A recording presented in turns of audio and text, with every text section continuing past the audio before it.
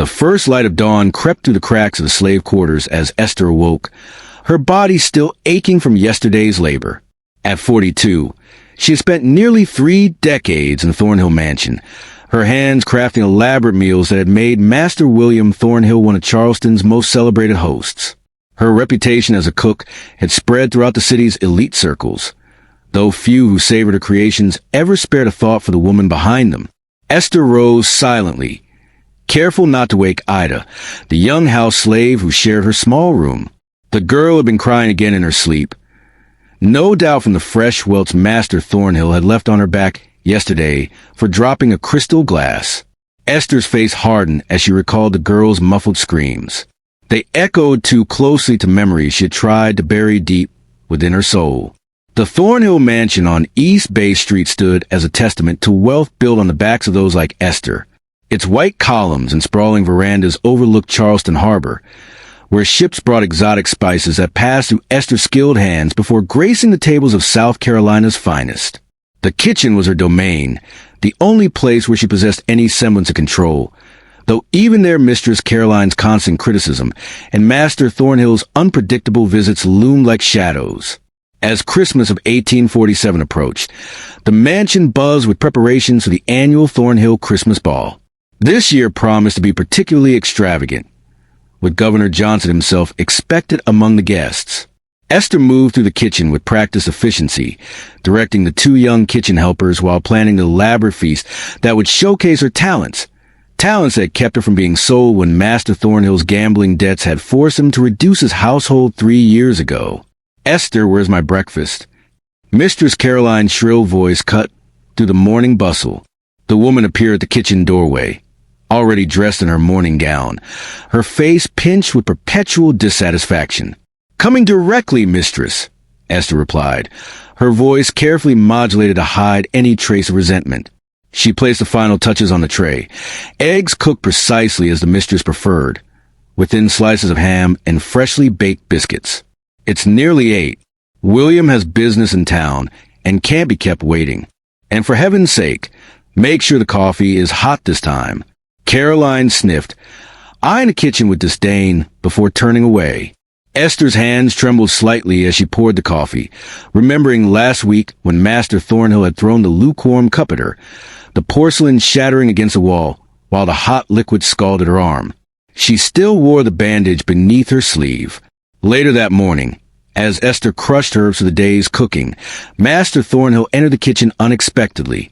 His imposing figure filled the doorway, his face flushed from drink despite the early hour. "Esther," he drawled, approaching too closely. "Caroline tells me you've been slow this morning." His breath reeked of whiskey as he leaned toward her. "Perhaps you're getting too old for your position. I saw a fine young cook at the auction yesterday." The pestle in Esther's hand stilled. "No, master. I'm well and working as always." His hand reached out, fingers tracing the edge of her headscarf. "You'd better be. The Christmas ball must be perfect. Governor Johnson has expressed particular interest in your famous oyster stew." His fingers moved down to her cheek in a gesture that made her stomach turn. "It would be a shame to replace you before then." When he finally left, Esther realized she had been holding her breath. She resumed crushing the herbs with renewed force, each strike of the pestle against the mortar like a heartbeat of hatred. 28 years in this house. 28 years of cooking feasts she could not eat, of watching her children sold away, of enduring Thornhill's wandering hands and vicious temper. That evening, as Esther prepared a simple stew for the slaves' dinner, old Jeremiah, the stable hand who had been at the Thornhill plantation longer than anyone, hobbled into the kitchen. At nearly 70, he was one of the few connections to Esther's past. He had known her mother before consumption had taken her. "Miss Esther," he whispered, his voice raspy with age. "They taking Lucy to the auction tomorrow." Esther's hand froze over pot. Lucy was Ida's 13-year-old sister, a delicate girl who had been training as a house servant. "Why?" she asked, though she already suspected the answer. Jeremiah's eyes darted toward the door. Master's debts again. Heard him and Mrs. arguing. He lost big at cards last night. A familiar numbness spread through Esther's chest.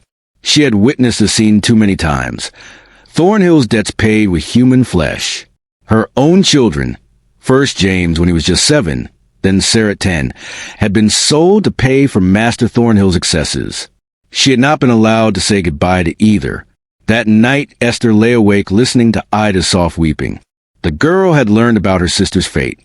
Morning would bring another heartbreak, another severed bond. Outside, the winter wind whistled through the bare branches of the oak trees that lined the drive, trees from which a runaway had been hanged last spring as a lesson to the others. As moonlight filtered through the small window, illuminating Ida's tear-stained face, something within Esther calcified. The Christmas ball was 3 weeks away. Governor Johnson, Judge Preston, the Whitehams, the Sinclairs, all of Charleston's elite would gather to feast on her creations, while children were torn from their mothers, and girls like Ida trembled at their master's approach. Esther closed her eyes, her mind turning to the small box hidden beneath a loose floorboard under her pallet. Inside was a packet of white powder given to her years ago by an old root woman who had whispered, "For the day when suffering becomes too great to bear." Esther had kept it through the years, a small token of potential power in a powerless existence. As she drifted towards sleep, a plan began to form. Intricate as the sugar sculpture she crafted for Thornhill's tables, bitter as a herb she crushed each morning. By Christmas night, everything would change. They had taken everything from her, her children, her dignity, her life. The time had come to take something back. The morning would bring Lucy's sale and Ida's grief. But beyond that, it would bring the first day of Esther's silent countdown to the Christmas ball, where she would finally serve the Thornhills and their guests her most memorable meal yet. The slave auction block stood in the heart of Charleston's commercial district, a wooden platform worn smooth by the countless feet that had stood upon it, awaiting judgment and sale. Esther had not been permitted to accompany Ida to say goodbye to Lucy, but from the kitchen window she had watched the girl return, supported by Jeremiah, her young face transformed by grief into something ancient and hollow. That evening, as Esther prepared dinner for the household, Master Thornhill entered the kitchen in high spirits. The sale had evidently gone well. "A fine price for that girl," he announced to no one in particular, helping himself to a slice of ham from the cutting board. "Gentleman from Virginia, breeds fine house servants," he said. "She'll do well there." Esther kept her eyes down, her knife rhythmically chopping carrots with practiced precision. Each cut was clean, decisive.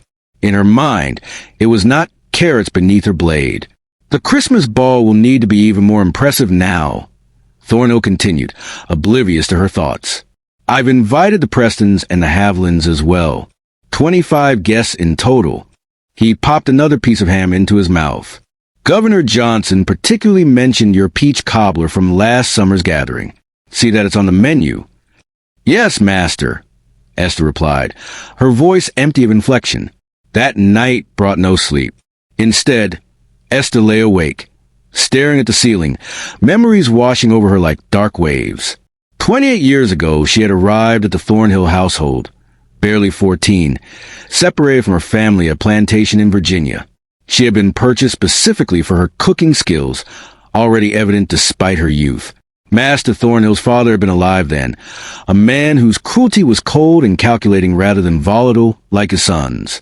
She remembered her first beating, earned for oversalting a stew, the birth of her son James in the small room she now shared with Ida, the joy of his small hand in hers as she taught him to identify herbs in the kitchen garden. Then the day Master Thornhill had inherited the house after his father's death and decided that 7-year-old James would make a fine gift for his cousin in Georgia. 3 years later, Sarah had been born, the result of a night Esther had tried to scrub from her memory with lye soap that left her hands raw for weeks. Beautiful Sarah, with her quick mind and quicker smile, sold on her 10th birthday to pay a gambling debt, just as Lucy had been sold today. A sound from Ida's pallet broke through Esther's reverie. The girl was whimpering in her sleep, one hand reaching out as if trying to grasp something or someone just beyond reach. 2 days later, the incident that crystallized Esther's resolve occurred.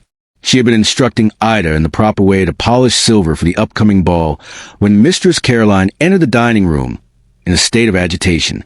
"Absolutely unacceptable," she declared, waving a letter. "The Sinclairs have requested special accommodation for their eldest daughter. Apparently, she's developed some delicate condition of the digestion and requires plain food without rich sauces. She fixed her cold eyes on Esther. You'll need to prepare separate dishes for her.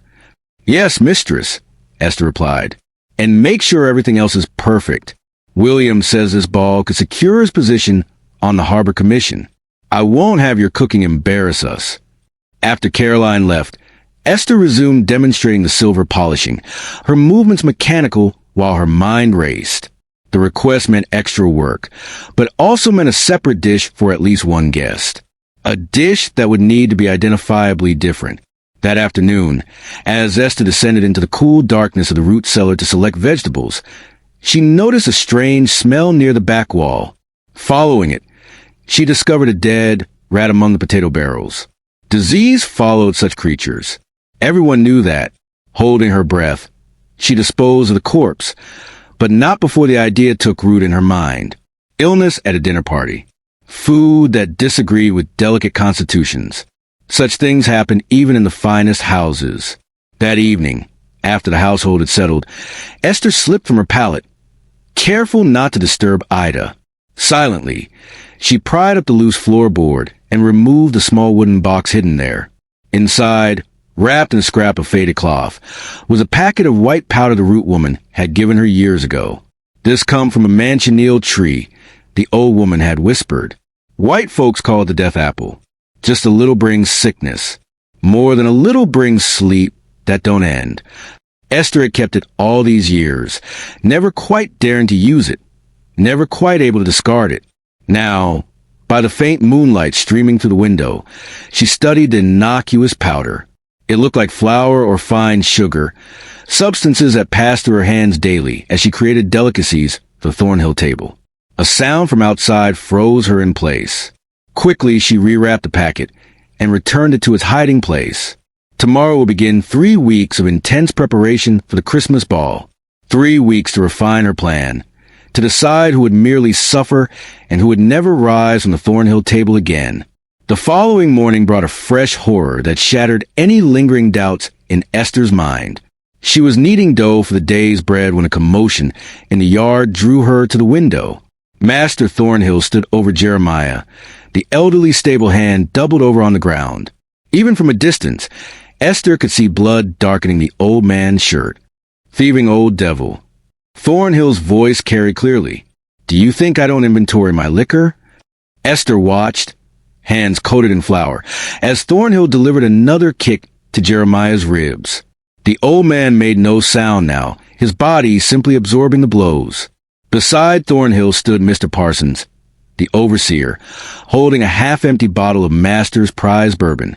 Later, Esther learned the truth from Samuel, the young stable boy. Jeremiah had taken the alcohol not for himself, but as medicine for his rheumatism that had grown unbearable with the winter cold. The punishment had been 10 lashes, followed by Thornhill's drunken beating.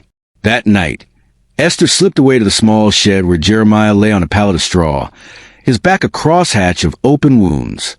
She brought poultices of herbs to draw out infection, and a small portion of the kitchen's precious honey to help with healing. You shouldn't risk it, Miss Esther, Jeremiah whispered, his voice breaking with pain as she gently applied the poultice. Hush now, she replied, her movements sure despite the poor light from the single candle she brought. We look after our own. Jeremiah's gnarled hand caught hers. He's talking of selling me south, he said.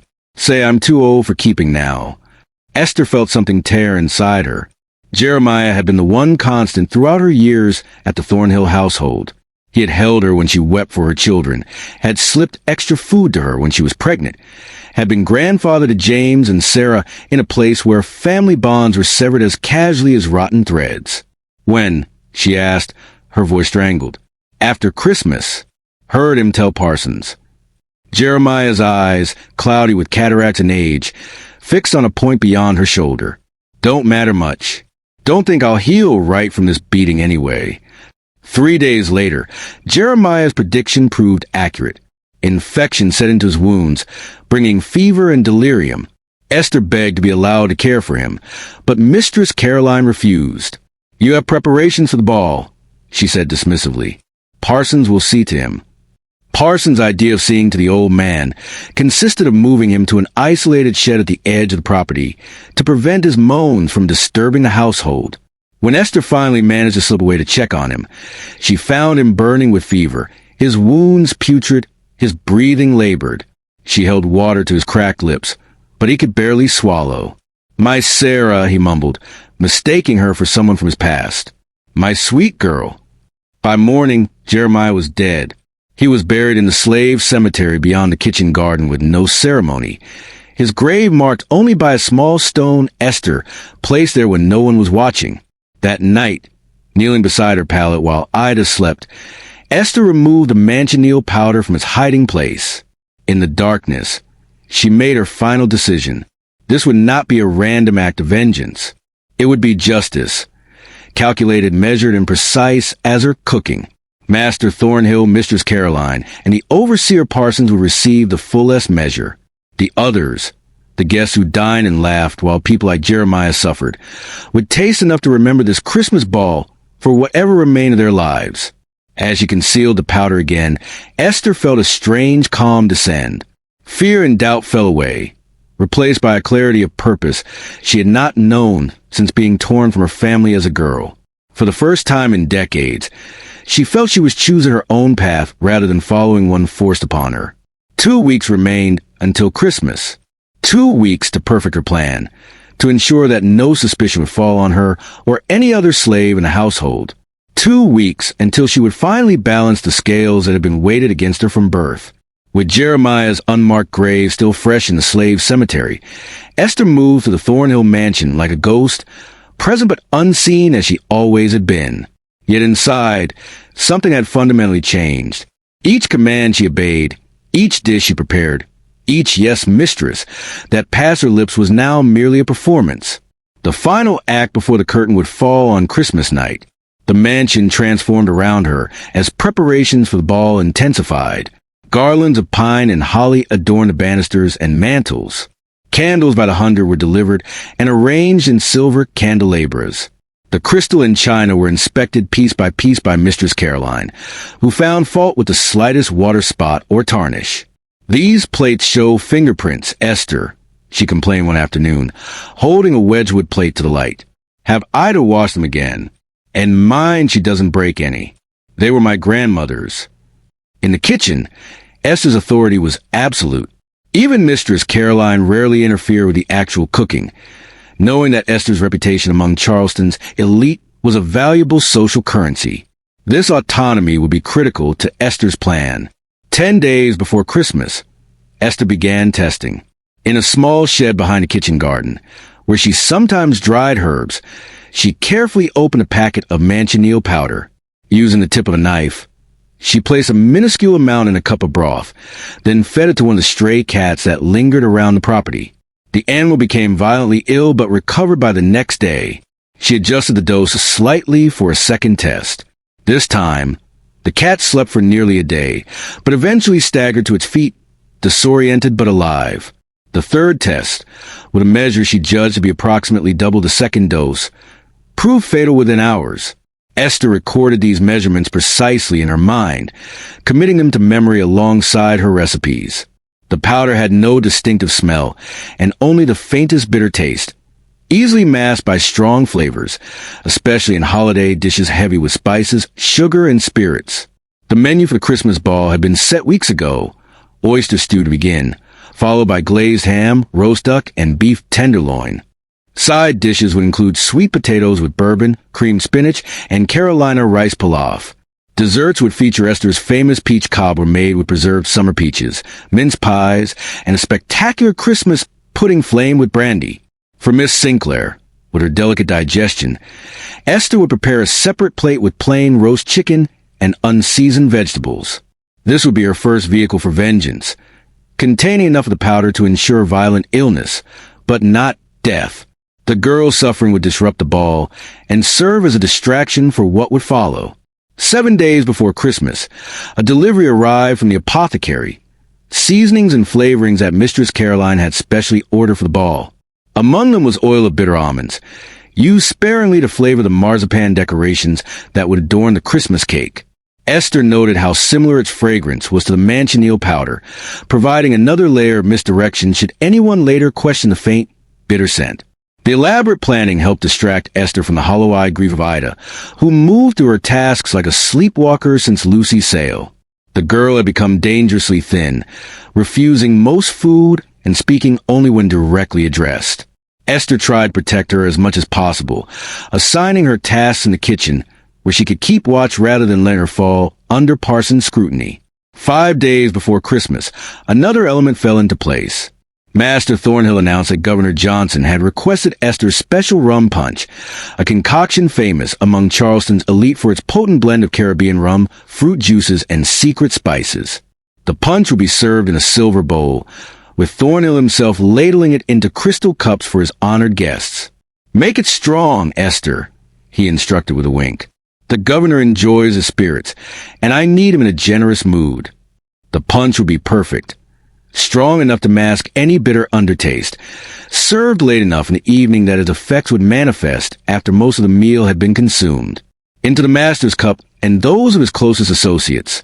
Parsons, Judge Preston, who had sentenced 3 runaway slaves to hanging last spring, and Dr. Whiteham, known for his theories on the biological inferiority of Negroes, would go the fatal dose.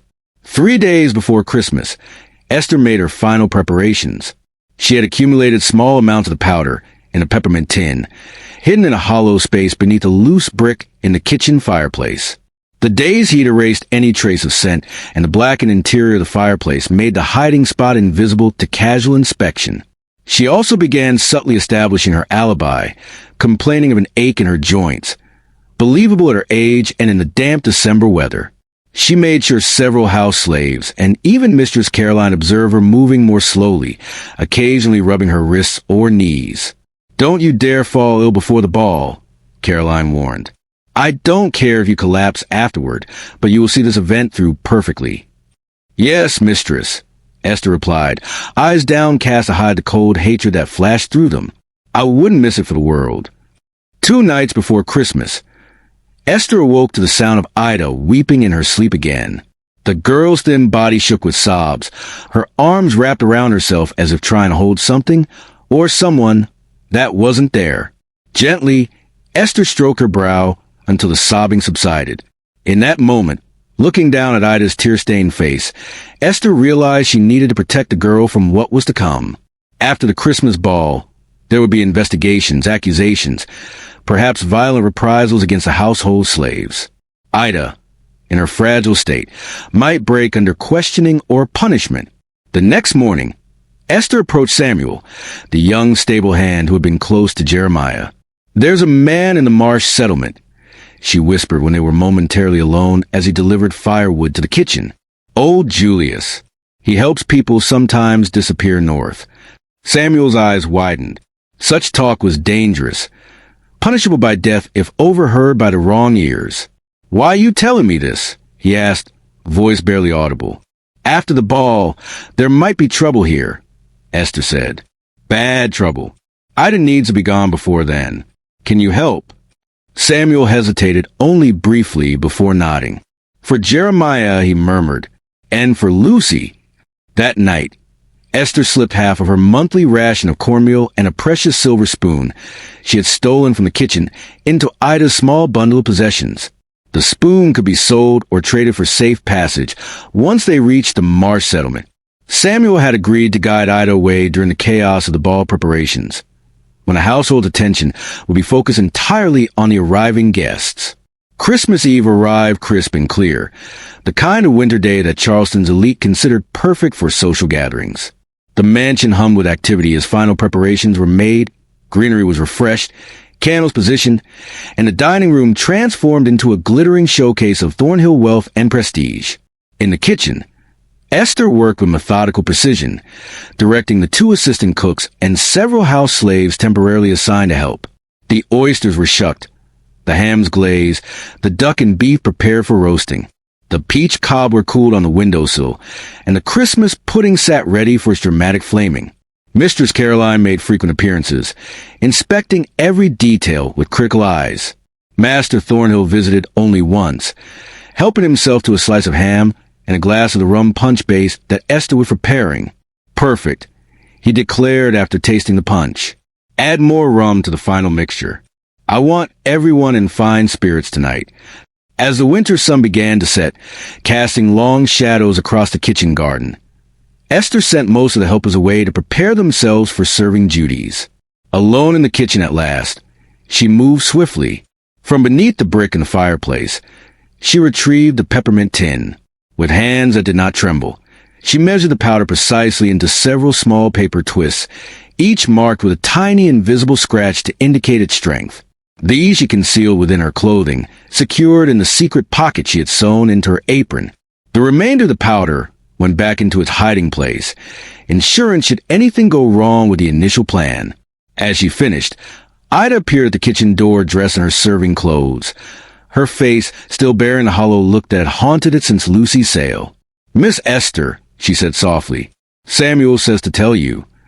It's arranged for tonight during the fireworks display." Esther nodded, then moved to embrace the girl, perhaps for the last time. "You listen to Samuel," she whispered. "You run and don't look back. Find your way north. Find freedom." Ida pulled back, confusion in her eyes. "Aren't you coming too?" Esther shook her head. "My journey is different," she said, "but I'll find my freedom tonight as well." Before Ida could question further, the back door opened and the other house slaves began returning to collect the first trays of appetizers. The ball was about to begin. The final act was about to play out. As Esther arranged oysters on silver platters, she felt a strange sense of calm. For 28 years, she had been merely an instrument of the Thornhills' pleasure and status. Her skills exploited, her body violated, her children torn away. Tonight, the Thornhills and their guests would become instruments of her justice. Outside, carriages began to arrive, their wheels crunching on the gravel drive. Ladies in silk and velvet, gentlemen in fine wool and starched linen would soon fill the mansion, laughing and drinking, never sparing a thought for the hands that prepared their feast or the lives destroyed to build their fortune. Esther straightened her apron and checked that the paper twists were secure in their hidden pocket. The time had come to serve her masterpiece, a meal that Charleston society would never forget. The Thornhill mansion blazed with light as Charleston's elite arrived for the Christmas ball. Carriages lined the circular drive, depositing ladies in rustling silk gowns and gentlemen in formal evening wear. Inside, the grand hallway echoed with laughter and conversation as servants took coats and offered trays of champagne to arriving guests. In the kitchen, Esther moved with the practiced efficiency of decades, directing the final preparations with quiet authority. The oyster stew simmered gently, releasing aromas of cream and sherry. The glazed ham rested before carving, its surface caramelized to a perfect mahogany sheen. Duck and beef roasted in the large ovens, their drippings collected for the rich sauces that would accompany them. Mistress Caroline appeared at regular intervals, her face flushed with nervous excitement. "The governor has arrived," she announced during one such visit. And Judge Preston brought his new wife, much younger than expected, wearing Paris fashion. Her eyes narrowed at Esther. "Is everything proceeding as planned?" "Yes, mistress," Esther replied, her voice betraying nothing of the alternative plan unfolding beneath the official one. "The first course will be ready to serve in 15 minutes. As Caroline departed, Esther turned to the special plate being prepared for Miss Sinclair. With gloved hands, a precaution she had insisted upon, claiming a minor cut, she sprinkled the first of her powdered doses onto the plain chicken breast, then covered it with a light herb sauce that would mask any bitterness. The amount was precisely measured to cause severe but not fatal distress. The oyster stew went out first, carried by servants, including Ida, whose eyes now held a strange mixture of sorrow and anticipation. Esther had told her nothing of the poisoning plan, wanting her untainted by knowledge that could endanger her escape. Through the kitchen doorway, Esther caught glimpses of the dining room. 25 of Charleston's most powerful citizens seated around the gleaming mahogany table, crystal and silver reflecting the light of dozens of candles. "Special plate for Miss Sinclair," Esther instructed one of the serving boys, handing him the doctored dish when the main course was ready to go out. She watched as it was delivered to a pale young woman, seated near the center of the table beside an older couple who would be the Sinclairs.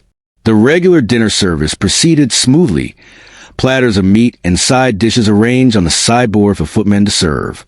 Esther remained in the kitchen, ostensibly supervising, but in reality waiting for her moment. That moment would come with the rum punch and dessert course, which tradition dictated she would help serve personally, and honor Master Thornhill insisted upon to showcase his prize cook to his important guests. Approximately 30 minutes into the main course, the first sign that her plan was working came in the form of a commotion from the dining room. A woman's voice cried out in alarm, followed by the scraping of chairs and concerned questions. One of the serving boys rushed into the kitchen.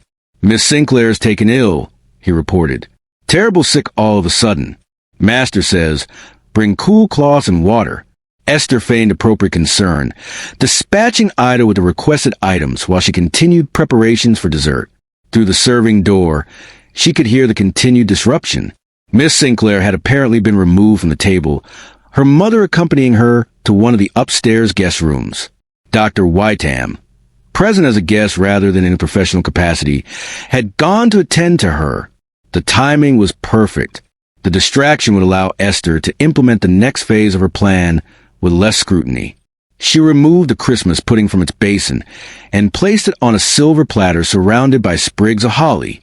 Then, with steady hands, she prepared the rum punch, adding the final measure of Caribbean rum, the mixture of fruit juices and spices.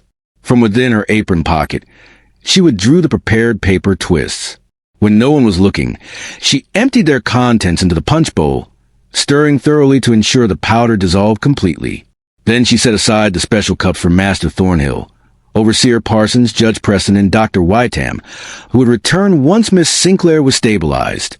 These cups received an additional dusting of powder around their rims, ensuring that these men, the architects and enforcers of so much suffering, would receive a fatal dose.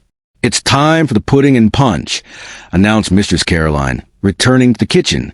Her face was tense with the strain of maintaining social composure despite the disruption. "We must carry on. The governor is still waiting to taste Esther's famous recipes." "Yes, mistress," Esther replied, her heart beating steadily despite the enormity of what she was about to do. "Everything is ready." The Christmas pudding, doused with warmed brandy and set dramatically aflame, created the intended distraction as Esther entered the dining room for the first time that evening. Guests exclaimed and applauded at the spectacle, temporarily forgetting the unfortunate incident with Miss Sinclair. Behind the pudding came Master Thornhill, carrying the silver punch bowl with exaggerated ceremony. "My friends," he announced to the assembled guests, "while we are all concerned for young Miss Sinclair, Dr. Whitham assures me she will recover with rest. Let us continue our celebration with Esther's legendary rum punch, which Governor Johnson has been anticipating all evening." Esther stood near the sideboard, slicing the pudding and placing portions onto dessert plates that Ida and the other servants distributed. From this position, she could observe as Thornhill ladled the punch into crystal cups, making a show of serving Governor Johnson first, followed by the specially prepared cups for his favorite associates. To a prosperous new year, Thornhill proposed, raising his cup. The guests followed suit, then drank deeply of the potent mixture. Esther watched, her face an impassive mask that revealed nothing of the satisfaction she felt, as her oppressors unwittingly consumed their own destruction. The punch was strong and sweet, the Caribbean rum masking any bitter undertaste from the mansional powder. Several guests requested second cups, which Thornhill happily provided. As the dessert service continued, Esther moved about the room, accepting compliments on her cooking with the same humble demeanor she had perfected over decades. Inside, she was counting minutes, knowing that the powder's effects would begin manifesting soon. The first sign came as she was serving a portion of peach cobbler to Mrs. Havland. Across the room, Overseer Parsons grabbed suddenly at his collar, his face flushing a deep red. "William," he gasped to Master Thornhill, "the room is unbearably hot, is it not?" Before Thornhill could answer, Parsons swayed in his seat, then slumped forward, his face landing in his dessert plate. For a moment the tableau froze, guests uncertain whether this was merely the result of excessive drink, a common enough occurrence at Charleston social gatherings. Then Judge Preston clutched at his throat, his eyes widening in alarm. "I cannot!" he gasped before a violent convulsion shook his substantial frame. His wife screamed as he collapsed beside her, pulling the tablecloth and sending crystal glasses shattering to the floor. Chaos erupted in the dining room. Dr. Wickham, who had just returned from attending to Miss Sinclair, rushed to Judge Preston's side, only to stagger himself, pressing a hand to his chest as beads of sweat appeared on his forehead. "What is happening?" Mistress Caroline shrieked, her carefully cultivated composure shattering as Master Thornhill himself began to cough violently, his face contorting in pain. "Poison!" someone shouted, and the room exploded into panic. Ladies fainted, gentlemen called for their carriages, and the governor's security detail swarmed around him, though he appeared unaffected, having consumed less of the punch than the others. Amid the pandemonium, Esther moved with deliberate calm. She helped escort frightened guests from the dining room, her face a mask of appropriate concern and confusion. No one noticed when she slipped away to the kitchen, as the first sounds of retching and moaning filled the mansion. In the kitchen, she found Ida waiting, her small bundle of possessions clutched to her chest. Samuel stood beside her, his eyes wide with fear at the commotion coming from the main house. "It's time," Esther told him quietly. "Go now, while everyone is distracted." Ida stepped forward, her thin arms encircling Esther's waist. "Come with us," she pleaded, tears welling in her eyes. Esther stroked the girl's cheek one last time. "My path lies elsewhere. Now go, find your freedom." After a moment's hesitation, Samuel took Ida's hand and led her toward the back door. Before they slipped out into the darkness, Esther pressed something into Samuel's palm, the last of her hidden treasures, a small gold locket that had once belonged to her mother. "For safe passage," she whispered. "Now run and don't look back." As they disappeared into the night, Esther turned back toward the dining room. From the doorway, she surveyed the scene of her vengeance. Master Thornhill lay writhing on the floor, foam flecking his lips, his fine waistcoat soiled with vomit. Nearby, Overseer Parsons had stopped moving altogether, his face frozen in a rictus of agony. Judge Preston convulsed violently, his wife kneeling beside him, helplessly calling his name. Dr. Whiteham had managed to stagger to a chair where he sat gasping for breath, his medical knowledge useless against the poison coursing through his veins.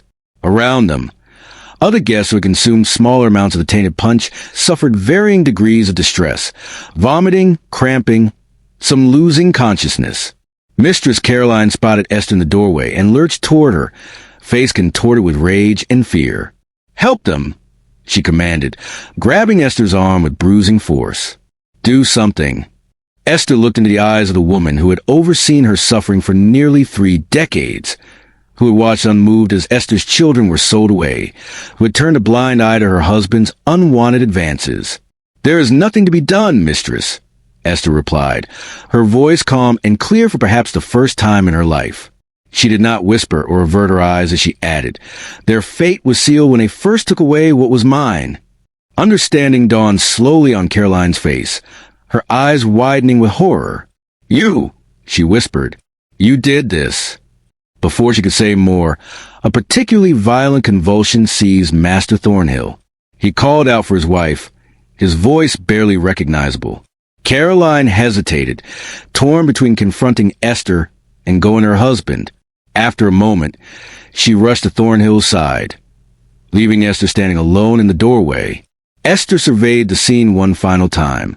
The elegant dining room had transformed into a vision from Dante's Inferno. Fine clothing soiled, dignified facades crumbled, power and privilege rendered meaningless by the great equalizer she had administered. The mansional had worked precisely as the old root woman had promised all those years ago. She felt no triumph, no joy, only a cold satisfaction that justice so long denied had finally been served. The scales had been balanced for her children, for Jeremiah, for Lucy, for all those who had suffered and died under Thornhill's ownership. There was at last a reckoning. From outside came the sound of running feet and shouted orders. Someone had summoned the authorities. Esther knew her time was short. She could attempt to flee, as Ida and Samuel had done, to seek the northern freedom they pursued. But at 42, with no allies beyond the plantation, and the weight of her deed upon her, capture would be inevitable.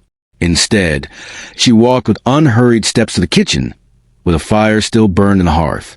From its hiding place, she retrieved the remaining mansional powder and stirred it into a cup of the same rum punch that had delivered her vengeance. The bitter justice she had served to others would now be her own. As the sounds of men entering the mansion reached her ears, Esther raised the cup to her lips. Her last thoughts were of her children, James and Sarah, their faces already fading in her memory after so many years of separation. She wondered if in whatever came after this life, she might see them again. The poison worked swiftly. By the time the authorities burst into the kitchen, Esther was beyond their reach. Her body slumped beside the hearth, where she had created countless meals for the family that had owned her in life, but could claim her no longer in death. In the chaos of that Christmas night, few noticed the absence of a young house slave named Ida or a stable boy called Samuel. By the time their disappearance was discovered, they were well on their way north, guided by the light of the same stars that had led so many others on a path to freedom. Behind them, the Thornhill mansion stood as a monument to shattered privilege, its Christmas candles burning low as the bodies of its master and his associates grew cold on the dining room floor. Victims of a vengeance long simmered and precisely served by hands they had never truly seen. Dawn broke cold and clear over Charleston on December 26, 1847. The Thornhill mansion, which ablaze with light and resounded with festivity just hours before, now stood silent and dark, save for the occasional movement of officials and physicians behind curtained windows. Outside the wrought iron gates, a crowd had gathered. Curious onlookers, household slaves from neighboring properties, and reporters from the Charleston Mercury, seeking details of the tragedy that had befallen one of the city's prominent families. The facts, as they emerged throughout that day, were these. William Thornhill, prominent businessman and aspiring politician, was dead. So too were Overseer Parsons, Judge Preston, and Dr. Wickham. 7 other guests remained critically ill, including Mistress Caroline, who had collapsed shortly after her husband's final breath. The cause appeared to be poison administered through the rum punch served at the height of the Christmas ball. And the suspected poisoner, Esther, the Thornhill's cook of nearly 3 decades, had herself been found dead in the kitchen, an empty cup beside her containing traces of the same toxic substance. What the officials did not yet know, but would soon discover, was the absence of 2 slaves from the household, Ida, a young house slave, and Samuel, a stable hand. Their disappearance added another layer to the emerging narrative, one that some would interpret as evidence of a broader conspiracy, while others would see it as an opportunistic flight during the chaos. By midday, the official investigation had established a timeline of events. Medical examination of the victim suggested a powerful plant-based toxin, though its exact nature remained unclear to Charleston's physicians. The symptoms, violent gastric distress, followed by respiratory difficulty and eventual heart failure, matched several known poisons. While the authorities worked to piece together what had happened inside the mansion, Ida and Samuel were miles away, moving steadily northward to the coastal marshlands. They traveled by night and hid during daylight, guided by contacts from the marsh settlement that Esther had mentioned. The gold locket she had given them purchased silence and assistance from those they encountered. A ferryman who asked no questions, a farmer's widow who offered her barn as shelter for a day. During these hours of hiding and waiting, Samuel told Ida the full story of what had happened at the Christmas ball. He had heard it from one of the house slaves who had fled the mansion in terror and taken refuge in the stables. The story of Esther's final act of vengeance left Ida silent for a long while, her young face solemn as she absorbed the magnitude of what her mentor had done. She knew she wouldn't escape, Ida finally said, understanding dawning. That's why she made sure we got away first. Samuel nodded. She traded her life for our chance of freedom. Back in Charleston, the story of the Thornhill Christmas massacre spread to the city like wildfire, growing more sensational with each telling. Some versions painted Esther as a deranged servant who had snapped under the pressure of holiday preparations. Others, whisper more quietly in certain quarters, suggested a calculated act of vengeance from a woman who had suffered unimaginable losses. The house slaves who had served at the ball were interrogated harshly, though none could or provide information about Esther's motives or methods. Most genuinely knew nothing. Esther had kept her plan entirely to herself, protecting them from complicity. A few might have suspected something, but chose loyalty to their fellow slave over truth to their oppressors. 3 days after Christmas, a special edition of the Charleston Mercury carried a headline, "Christmas Poisoning, Prominent Citizen's Murder by Vengeful Slave." The article detailed William Thornhill's history as a fair and generous master, while describing Esther as sullen and secret by nature, harboring unknown grievances. No mention was made of her children sold away, of Jeremiah's death, or of Lucy's recent sale. Such details were irrelevant to the narrative being constructed, one that would serve as a cautionary tale to slave owners throughout the South about the dangers lurking in their kitchens and quarters. As a result of the incident, new laws were proposed in the South Carolina legislature, further restricting the already limited movements and privileges of enslaved cooks and house servants. Slave patrols increased throughout the state, and harsh examples were made of any slaves showing the slightest sign of insubordination. Yet whispers of a different story circulated through slave quarters across the Low Country. In these tellings, Esther was no murderous villain, but a deliverer of long overdue justice. Her name was spoken with a mixture of awe and reverence. Her act seen not as a crime, but as a strike against an inhuman system. These stories traveled along the invisible networks that connected enslaved communities, carried by house servants who accompanied their masters on visits, by market women who exchanged news along with goods, by field hands temporarily hired out to neighboring plantations. 1 week after Christmas, Ida and Samuel reached a safe house in North Carolina, a small farm owned by a Quaker family known for their abolitionist sympathies. Here, they rested for several days while arrangements were made for the next leg of their journey. The farm's attic had a hidden compartment where runaways could be concealed if slave catchers came calling, a common feature of stations on the Underground Railroad. During these days of waiting, Ida found herself remembering Esther's kitchen lessons, not just cooking techniques, but the subtle wisdom the older woman had imparted over years of shared work. Never let them see what you're really thinking.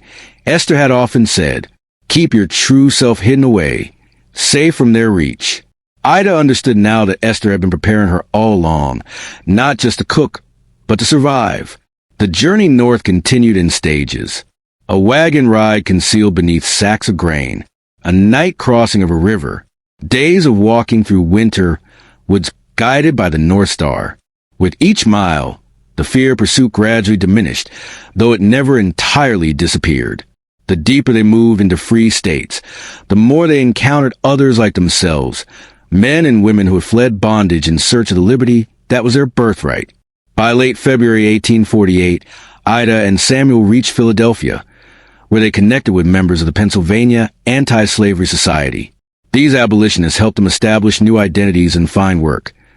Ida as a domestic servant for a sympathetic Quaker family, Samuel as a stable hand at a busy downtown livery. They lived separately but met when possible, bound by their shared journey and the memory of those left behind.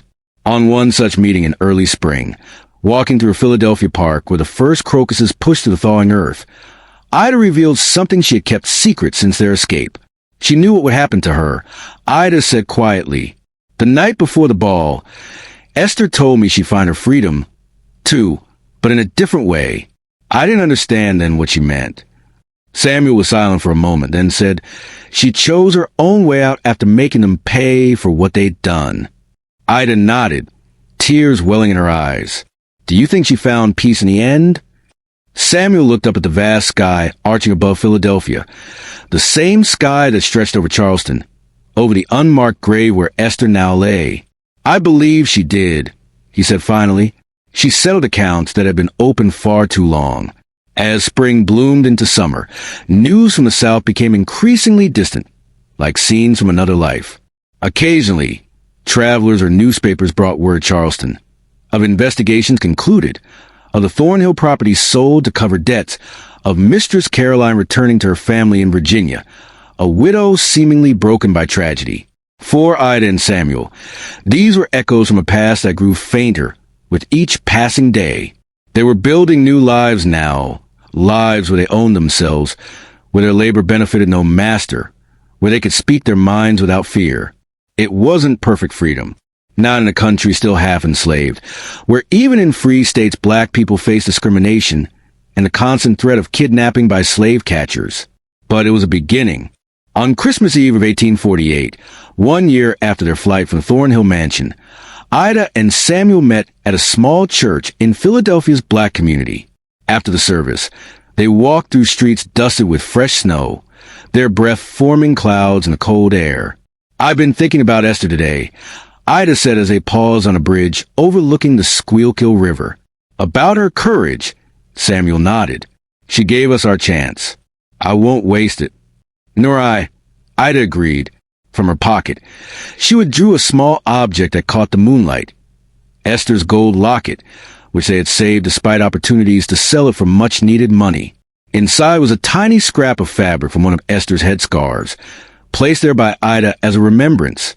Together they stood in silence, holding the small token between them, a tangible link to the woman whose final act of defiance had purchased their freedom. Below them, the river flowed dark and steady, carrying the past away, even as it nourished the present and future. Like that river, they would continue forward, carrying Esther's memory with them, honoring her sacrifice through lives lived in hard-won liberty. In Charleston, the Thornhill Christmas massacre gradually faded from public memory, becoming merely another footnote in the city's long history. Few remembered the names of those who died. Fewer still remembered Esther, except as an example of the dangers of allowing slaves too much responsibility. Her grave in the slave cemetery remained unmarked, eventually disappearing beneath encroaching weeds and time's passage. But in the stories told in hidden corners of slave quarters throughout the South, in the oral histories passed down through generations of black families, in the private memories of those who had known her or heard of her deed, Esther lived on, not as a criminal, but as a woman who had seized control of her destiny in the only way available to her, delivering a justice that the law of her time denied. And far to the north, two young people who owed her their freedom spoke her name with reverence, ensuring that her story, her courage, and her sacrifice would not be forgotten. This was the story of Esther Johnson. She died by her own hand on December 25, 1847, after poisoning her master and several prominent Charleston citizens. Her body was buried in the slave cemetery of the Thornhill plantation with no marker or ceremony. No official record of her life or death exists beyond court documents relating to the poisoning investigation, which describe her only as Thornhill's cook, a Negro woman of approximately 40 years. The echoes of Esther's final Christmas feast resonate through time, a stark reminder of the brutal fight for dignity in the face of oppression. If these untold stories of defiance and survival stir your soul, join our community. Subscribe to your channel name to uncover more hidden truths from the shadows of American slavery. Your support helps us keep these powerful narratives alive.